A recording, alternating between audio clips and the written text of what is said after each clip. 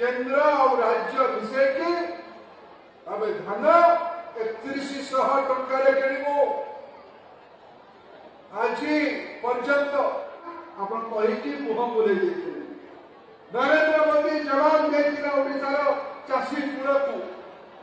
double engine सरकार हेले 8 तारीख में बरगढ़ मुख्यमंत्री धान किना योजना आरंभ कले ए पर्यंत पाखापाखि 10 केंद्र देला 2300 टंका मोदी सरकार देले 2300 टंका बीजेपी सरकार ओडिशा रे लक्ष मेट्रिक टन धान किना सरुची ता बाबद को 620 टंका राज्य देव राज्य बजेट रु जार नेता मोहन माझी सीए देले 800 टंका 10 लाख टन रे मेट्रिक टन रे आमे पाखापाखि 600 कोटी टंका भाई मैंने मैं दुईटे हिसाब देवा चाहूँ गणमाध्यम बंधु मान अच्छा मुझे चाहूँगी आगामी विधानसभा जिते बस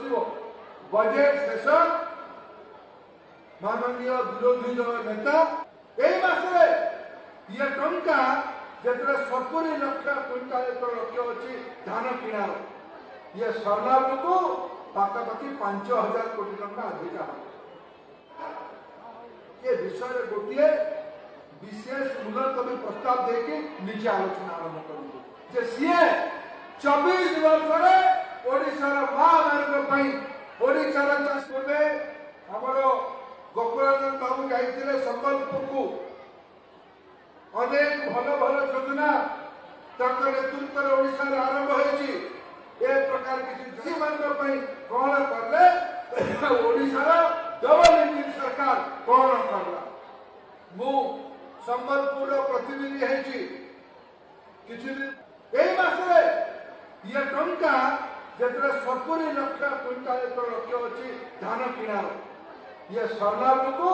पाखापाखि 5000 कोटी टंका अधिका धरिले संबलपुर जाते मत कहले देखते जे केंद्र सरकार